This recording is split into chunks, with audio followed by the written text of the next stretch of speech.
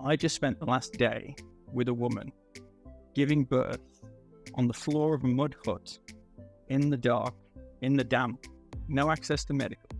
How am I going to come down here and lecture anybody about sustainability when these people don't even have the basics of human necessity?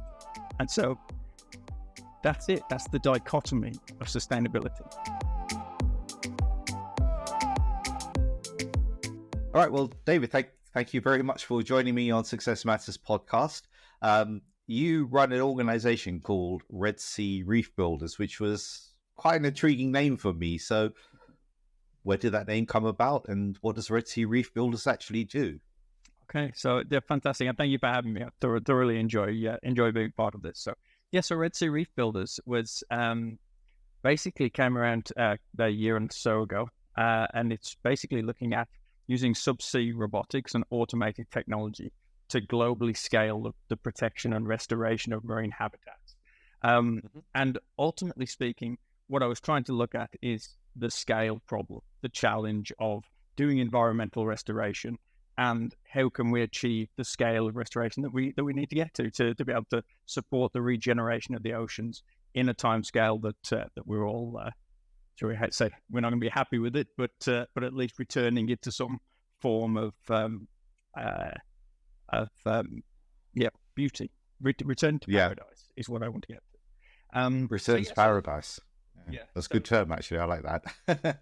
Yeah, so we say sustainably returning the oceans to paradise because actually the oceans are our lifeblood. And the one thing whenever anyone asks me about the oceans, I want to say, well, when I was a young child, I used to walk out onto the beach and touch the water. No matter where I went, I grew up in the West Midlands, so it took me some time to get to the sea after I was born.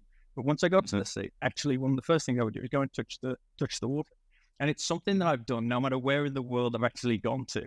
I've gone to touch the sea. And it always made me feel at peace because actually it's the one thing that flows that we all have in common, regardless of boundaries, international borders or whatever. And so is that one thing that I've always had that passion for in the background. So I was just happy when I managed to get my career to a point where I could start actually being of benefit to the thing that I started off loving so long ago. So yeah, that's kind of where the mindset of trying to get to support the regeneration of the oceans came from. And Red Sea Reef Builders, I suppose as with every founder, you have these moments of thought process. I wanted to have quality in the name, and some of the reefs in the Red Sea are the most beautiful on the planet. And so actually there's a mark of quality to the name. And Builders kind of is it's an element of what we have to do. We have to think about it as a construction project. If we think about it as a construction project, how are we going to have the scale of impact we need? You wouldn't take on the construction of a city with one person and a shovel. You'd use excavators and cranes. So the scale of the restoration that we need to do, we need to look at using mechanized techniques. And that kind of brought it all together in one name for me. So I guess one night I was sitting there thinking, and it all came together. Yeah, that's brilliant. Yeah, so Red Sea, because the Red Sea has, as you say, some of the most beautiful reefs in the world, and Builders, because you do need to do this at scale in the same way you would a massive construction project. So how did you kind of find your way into this? What was your background? Okay, so at university, I did environmental science with earth science and geophysics. So the world, the natural world was always part of my passion and what I wanted. And then from there, I became an environmental consultant for contaminated land, so regenerating contaminated land across the UK and Europe. And then I took a bit of a sidestep into project management, as we all do with careers take you into different places, and came across here to the Middle East. So I've been in the Middle East for the last 12 years. And I was fortunate enough to work with a company that was incredibly forward-thinking, incredibly innovative. And so I got a lot of experience with some of the latest technologies, specifically in the marine environment. And so that's where I started putting two and two together, where you see your career diverging with your passion. And that's when I made the decision to put them together fully, and then to branch out and form the business. So that's kind of a roundabout journey to get here. There's been a few things that have shaped my world, shall I say, and shaped my career. But yeah, that's kind of the last few years, especially after COVID, because I think COVID made a lot of people in the world reflect on where they are and where their career path is going. And especially I had a young son who was born earlier this year, and that starts making you really think about what do you want to leave behind. You've got a legacy, and for me, it's leaving a world that I want him to live in, and that's kind of my the driver for me, and how I get out of bed every day and how I keep on doing work is because actually I've got somebody now to leave a planet for that I wanted to be proud of.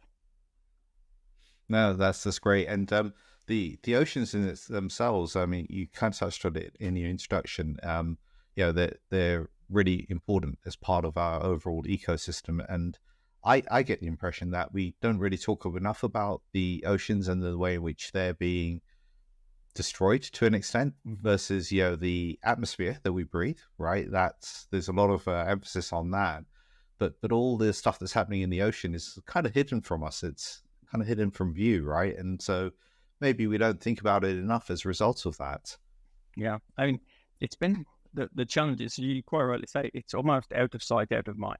And so actually in not seeing the impact that we've had over so long, I mean, I say that actually it took 200 years for every company on the planet to impact the oceans to get them to where they're at. And just because some days you wake up and you look out to sea and it's a beautiful sunrise or sunset and it's a flat, calm ocean, that ocean hides a lot of sins of the world, actually, in terms of the damage that we've done to it. And one of the drivers for trying to use technology is being able to get that view, to be able to get the data, get the understanding of exactly the current status of the oceans, as well as being able to determine how is the best processes to be able to regenerate them. And when we look at the oceans, I started off by talking about scale. Whenever I talk to people who are trying to get the idea of the scale of the challenge, I always say, look at a globe, turn the globe to one direction and look at the Pacific Ocean. Actually, at a certain angle, you can't see another major landmass looking at just the Pacific Ocean. That means on all the other side that you can't see, your Africas, your Russias, your Europe, your Asia Pacifics, all of that is on the other side, which tends to just bring you back to people's minds what the scale of this challenge is when you've got plastic washing up on beaches throughout the Pacific, the great garbage patch, right? And the fact is, what we've done to the world has been a cumulative effect over a long period of time. And it's happening now. It's still happening today. It's happening while we talk here at the moment. And to reverse that scale means that we need to understand that scale. And normal people need to understand that scale, not just the people that can put a scuba diving tank on their back and go underneath the water and have a look. You actually need people to understand, well, this is part of the future livelihoods of coastal communities. It's the future food security for a lot of people on the planet. And so we have here essentially our life support system in our planet. And that's what we need to repair. Now, I don't know about you, but if you need to repair a life support system, you're going to want a professional to do it, and you're going to want to do it with a level of quality that means that we have something to continue to grow as a human race into the future, rather than struggling with what our planet is now going to become. Yeah, that's very, very, very powerful words there, actually. So how is your company going about restoring the oceans or restoring the coral reefs or the seabed? Okay, so essentially we came up with several different ways, because obviously there's key carbon sequestering habitats. So your mangroves, your seagrasses, which are obviously incredibly important for making sure that carbon remains within the sediments of the oceans and subsea, and not in the atmosphere. And also obviously coral reef, less in terms of carbon sequestration, more in terms of biodiversity. So what we looked at is, well, there's regenerative techniques. You can do different styles of planting, but really you need to bring it all together into one, because you have to understand the problem that creates their destruction. You have to understand the requirements and where is best to actually start to regenerate. And then also you need to manage them. You need to be able to support their future growth. not just plant them, move on. And so using subsea robotics is one part of the mindset that we have here. A human can only spend so long underwater. An ROV, a remotely operated vehicle or subsea robot, can spend a lot longer under the water. And also with the latest technologies in vessels, you have an automated capability. So people no longer need to be exposed to the environment of the offshore environment, which is actually quite dangerous at times. It can be quite dynamic in terms of working out there. And so bringing those together means that you have more time to work, you've got more operability, and you can continuously gather data. And data is the key to being able to understand how we're going to make wide-scale change. And so bringing all those elements together, actually the way we think of it is we are one piece in a giant puzzle. So when I first started out, I was looking at coral, and then I ended up developing a business plan that actually we worked out indirectly impacts 9 different UN sustainability goals. And so when you put all that together, you're talking about the education, the social education, the support for local people, not only in the future of their economy, but also in the future of their children who are also going to live from the reefs and fishing activities. So it becomes way more complex. And the more you think about it, the more stresses there are. And actually then you need a business which is not just a business in sustainability, but it's a sustainable business in sustainability. Mm-hmm. Right, yeah. And you mentioned actually when we were preparing for this call, you mentioned something around the kind of North-South Divide in terms of some of the key skills that exist in one area but could be helped in another. So could you just explain a little bit more about that? Yeah, exactly. So I think when you're looking at remote technology, you have technology in the global north, for example, is well advanced. But in terms of being able to support the global south, the global north now has the opportunity with automation and with remote technology to be able to operate in and around different parts of the world. And so you can now start supporting countries which struggle and actually bringing down the technology to support them in their main goals, defense of their marine habitats, defense of their coastal environments, coastal resilience. And on the opposite side, we have, as a world, a global food problem. It's coming up, it's building. Whereas actually the developing world has huge amount of coastline, and the correct management of that coastline is absolutely critical, not just for the people who are in the global south, but also for global trade of food for fish around the global north and the rest of the world. So actually there needs to be a symbiotic relationship here with support and correct management to be able to then drive local economy in the global south to continue to improve and to also take care of the oceans. Mm-hmm. Right. And so how do the projects you work on or the projects you're developing, how do they support those local economies and help maintain the right care of those coastlines? Mm-hmm. So what we're looking at is being able to use the technology in the ocean to bring the challenges of the subsea world onshore. And when you do that, it means that you can then bring that into the universities and the lecture theatres of the future.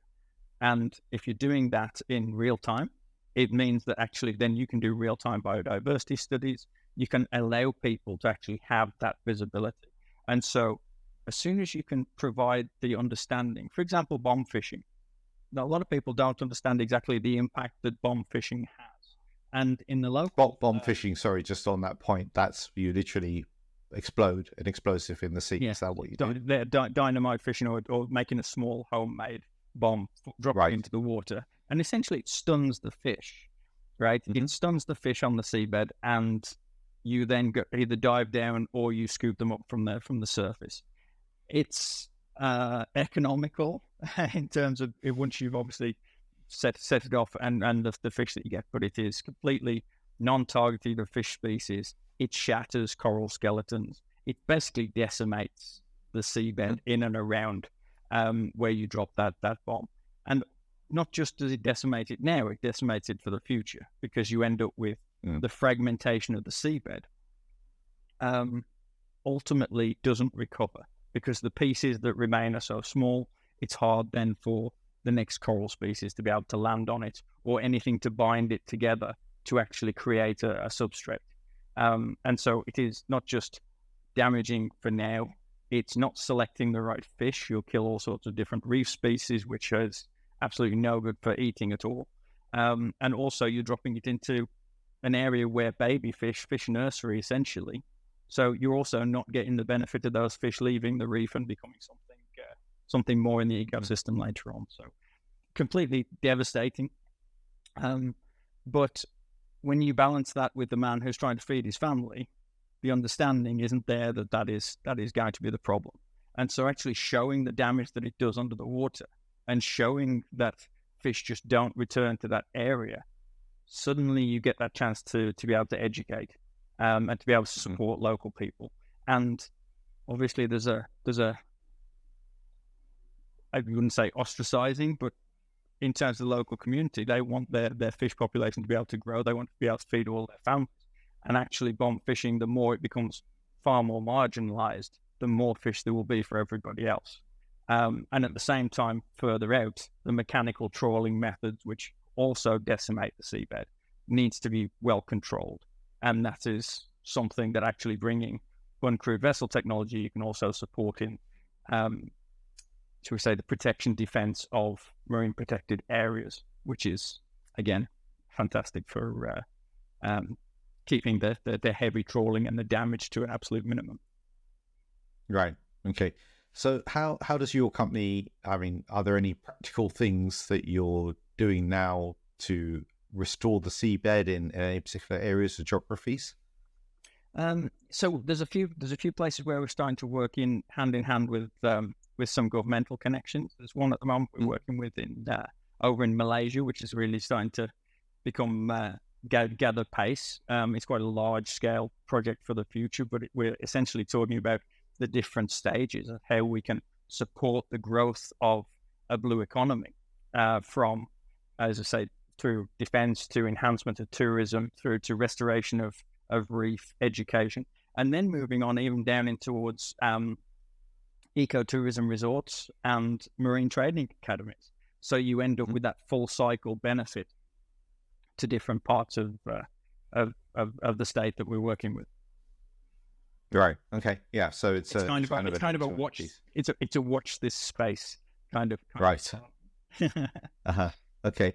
All right. That makes sense. You also mentioned when we were preparing for this call, you touched on Somali pirates, right? And we know that there's a big issue with pirates in and around the Horn of Africa. So why is there so much piracy happening there, and what's the potential answer to that problem? Again, I think it's one of those drivers. It comes down to food security. Actually, food security is the problem for the majority of the world and for the global south. Actually, the food security in local economies drives that economy, allows people to feed their family, but also make money and continue to develop.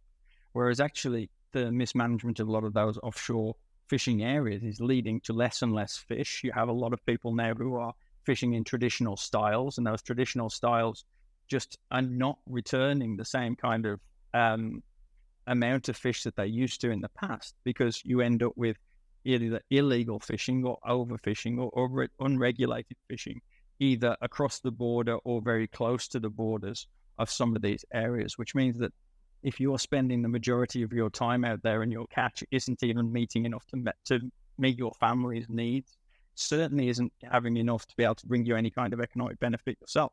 So what's the alternative? If you've got an opportunity to step into a world, albeit the darker side of activity, of criminal activity, but that's going to return something for your family. It's going to give you an element of security, and it's going to give you money one way or another. Then it starts, I can imagine, and obviously this is something that we all have to imagine when we're sitting here talking about it, because we're not in that situation. It starts to look quite a promising career path, shall we say. Whereas in terms of being able to support local communities on that element, is if they have fish, if they have food security, if they have something that can drive their economy, marine aquaculture is another great opportunity to be able to support that. I'm not saying we specifically work in Somalia, because there is also obviously an embedded gang culture to it, and very much difficult to control. I'm not saying we have a magic wand, but it's something that realistically we need to keep in mind wherever we work in the world, that if there is an opportunity to remove the stressor from the reef, there may be an opportunity to remove the economic stressor from the local community. And if you do that, then you start moving more towards the positive development rather than the criminal development. Right. Yeah. That makes sense. And as you say, people often turn to these things because they've, their normal traditional way of earning an income or feeding the family is now no more. So they've got to find alternative options for that, and people get desperate, right? So they'll do these sorts of things. So as you know, the title of this podcast series is Success Matters. What does success look like to you, David? What does it mean to you? Really interesting question. So when we first had this conversation, when we were setting up for the call, I was okay. So let's think about something in the future, a vision of the future that means that this is my success. And then I realized that actually a couple of days in between the conversation, sometimes success is something completely different, right? There's people who have a to-do list with a day, and if they get halfway through it, it's a success. There's people who have a success of getting out of bed in the morning, actually is a success. And when I started to think back over my history of successes, I always think back to my father, who used to say, why don't you take your time to celebrate your successes, whether I got a promotion or whether I moved on in my career or whatever it was. And I realized it wasn't because I wasn't working to that milestone. It was something that I came to. Actually, success for me was always progress. If there was something that I was moving forward with, if there was change, I absolutely love change. I think change brings so many unknowns, and I think that you can really revel in unknowns. And as soon as I start to get familiarity with something, as soon as something becomes predictable, that's where I start to feel like my own passion starts to fall down. And so I kind of see my own success is being able to stay in that state of enthusiasm and excitement because change is happening and something positive is going on. And I think that for me is success, to stay in that position. And that way it captures all of those different moments, right? Because the entrepreneurial journey is full of challenges. And when you get to a point where you're saying, oh, come on, get up, go and start again, go and put your nose to the grindstone. I know there's people who will watch this who will say, yeah, absolutely, because sometimes the hardest challenge is going back and facing the challenge again. And the biggest success is actually being able to push past that barrier. Because if you sit stagnant, nothing will change. It will be the same thing. You can sit there and wait for things to change, or you can go and change them. And so that's that part, for me, success works at all of those different levels. That's really cool. And I think it was you that said to me, when you're an entrepreneur, when you wake up in the morning, you're guaranteed to get punched in the face at least once as a result of being an entrepreneur. And so facing up to that challenge every day is good. Would you also say that constant change is also driven by curiosity and having that kind of curious mindset as to what could be done, what is the art of possible, how can we do things differently? Yeah, I think so, because I think when you're in that position of your mind is become fixed, you become blinkered, you become set in your ways, you become structured. And that part for me was always the boring bit. Whereas for a lot of people, it brings comfort. Actually, I get more comfort in knowing that I am a different person today than I was yesterday. And regardless of what made me that way, because I started, obviously, you read books, you take on information from around you, you meet people, you do podcasts, and you put all this together, and then the person I am tomorrow is different because of it. Whereas if you're constantly in the same space, if you're constantly got the same interactivity, input, the model doesn't change, the output doesn't change. So what you're trying to do is constantly bring different inputs to upgrade yourself. And that's something that I've found, especially now living this life out of the corporate world and into this one, is that I've found that you have to search for those inputs, but when you find them, they are so much more rich of diversity.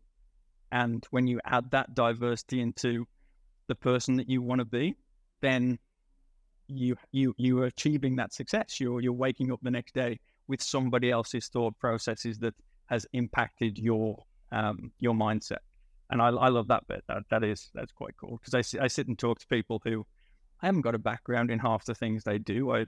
Some people are AI programmers, some people are construction workers, and you meet them all in this space, and all of them have got something to share or something to add, or a life story, a pathway that got them there.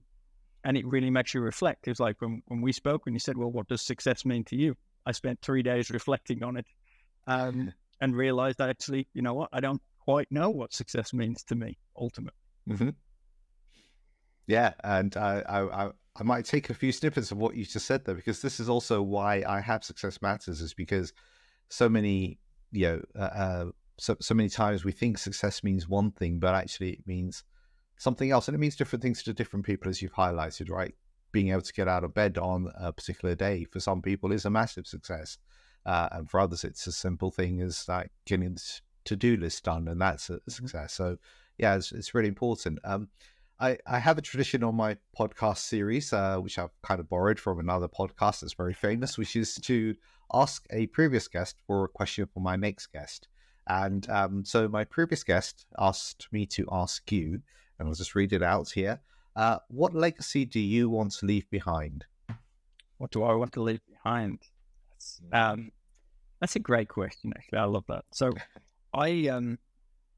actually, when I first, I'll tell it in the story. When I first moved to the Middle East, I went down to Oman, and Oman's an absolutely stunning place. And I traveled down to a place called Salalah on the south coast, and there's a plaque there on the wall. And the plaque there on the wall next to this cave says, "Take nothing but memories, leave nothing but footprints." And that's kind of guided a lot of what I'm trying to do, right? It's saying, well, if everybody in the world can see their interaction with it on that level, that don't take anything that you're not willing to give back and put back as exactly as it was. Don't leave anything behind you that is going to leave a legacy for somebody else to deal with. And I suppose that where I was trying to aim for with this business as a whole is to do just that, is to be able to finally have that positive development, positive environmental development, to leave behind a better world, and to leave it so that my son has a better place to be than I've grown up to unfortunately see deteriorate. So that's, I don't know if that answers the whole question, but that's it. Yeah, it does indeed. And so how long have you been living in the Middle East for? I moved out here in 2012. In 2012. Okay, so about 12 years. Okay, and that was as a result of the work you were doing with companies working offshore. Is that how it came about? Actually, at that time, I was working mostly onshore as project manager, and I was project manager in the country there for using gathering geodata for onshore construction, construction engineering design. And then I moved across to actually I went via Bangladesh, which was another fantastic experience in my history book. And then went across Europe and for a couple of years, and then came back out to the Middle East in 2019, just in time to start COVID. Right. Yeah. So yeah, pretty well traveled there. Do you have a question for my next guest? I would say, putting me on the spot straight away. Let me have a quick thought process. I would say, what is your key driver for success? So, okay, one of those things that is just need to put your head around what is actually your key driver. And a lot of people have a lot of different angles. As you're saying, success means different things to a lot of different people. But what specifically is a driver? Because that driver will, whatever it is, whatever the success is, that driver will push you forward. Right. Okay. So what is a key driver for your success? And I'm going to ask you that back, right? So what would you say is your key driver? When I started off, it was the key driver was to bring together my environmental background and my future. And then it was, well, actually, I said about Bangladesh. I went across to Bangladesh, and you see the true dichotomy of sustainability, right? So it's about being able to protect the future of the world, but whilst being able to alleviate the suffering of some of the people on it. And that's, there is no, for me, I've been a few places in the world, but Bangladesh is one of those places that truly shows you that dichotomy. And so that became a driver. And then, as I've already mentioned, my son being born this year became the next, if you like, the next push that is going to be ever present now. And so actually that's the other driver, is now I've got somebody from the next generation staring me in the face saying, well, this is your challenge. This is what you have to do. And if I'm going to meet his expectations, then I have to keep going. Right. Yeah, indeed. How did the dichotomy manifest itself in Bangladesh? Interesting. So I used to fly in and around a lot. So the job site was actually in the far north of Bangladesh, up in the rice paddy. Actually, a beautiful part of the world. If you've never been there, it's a beautiful part of the world, and it's full of very gentle people, lots of people in villages, and as you'd expect, mud hut villages and things like that, spaced out. And so when I went up there, I'd actually, on this specific visit, got a remit to be able to go and sit with the village elder and allow us to access the village with some of our equipment to test the ground. And so I went down and I sat there in this village with him. To be honest, we spent a little bit of time talking about fishing, because it was a village with a fishing lake, and just to gather a little bit of an interaction. But his village was sitting on top of a coal deposit, which was 30 years of high-grade coal for Bangladesh. And that would have changed the lives of so many people. And obviously, I'm coming to do a job. I'm coming to get the rigs in to be able to address it. I'm not going to destroy his village, but I'm just trying to make sure that he allows us to get the access. And so after a couple of days, we got granted the access. And I started to go back home. I just jumped on the flight, fly back down to Dhaka. And most of me is there, well, I just want to have a shower. I want to have a relax. And then I want to get on the plane. And then I want to fly back to the UK. And the following morning, just as I was going to get on the flight, I just grabbed my bags, threw it into the back of a shuttle bus, and I jumped in the car. And there was a woman sitting in that. And I said good morning, and I was quite merry at this point. I was going home. And she didn't say anything. And I was like, okay. Closed the door too. And as the car started to drive away, I looked to the side, and I could see she was crying. And I said, is everything okay? And she looked at me with a really blank face, with a blank expression. She said, I've come down here from a London-based think tank to lecture women in the third world about sustainability in the household. And she said, I just spent the last day with a woman giving birth on the floor of a mud hut, in the dark, in the damp, no access to medical equipment. How am I going to come down here and lecture anybody about sustainability when these people don't even have the basics of human necessity? And so that's it. That's the dichotomy of sustainability. It's trying to protect the future of the planet whilst looking after the suffering of a lot of people on it. And that's probably the turning point. If I could, there's not many people that can say there was a single moment that changed their mentality, and that changed mine. Yeah, that's very, very kind of sad story, really, right? This woman who came with all the right intentions, and then she witnessed this, and as you say, that dichotomy of maybe what we take for granted versus what's possible for them. So yeah, that's very, very powerful story there. It shows you that the people that can afford to make sure that sustainability is every part of the lifestyle, they must do it, because actually they must do it because there's so many people on the planet who can't. And even though a lot of people say, well, if we reduce our carbon emissions, it's nothing compared to over here, or if we do this, it's nothing compared to over here. It's only one world. Humans put up boundaries and borders and this, that, and the other. We're on one world. We're on one planet, regardless of where the population is. And actually, if we want to continue to live on the world, if we want to continue it to be our life support system, then we need to make sure that everybody is thinking world thinking, because that's the only kind of thinking that will actually start to make a difference to everybody. It's not just about what you have control over in your little corner. You need to do the best for that corner that you can possibly do, because it's part of a much bigger challenge. Yeah, that's so true. And it's almost like a little mosaic, right? The mosaic is a big picture made up of lots of little tiles, and if you look after your little tile, and the next person looks after theirs, and the next person looks after theirs, and the whole picture is nice. But yeah, you can't have that small scale thinking. So David, we're coming up to the top of our time now. If people want to get involved with you to find out more in terms of what the work you're doing, how best should they contact you? And always, our LinkedIn profile is a great way. Personally, add me.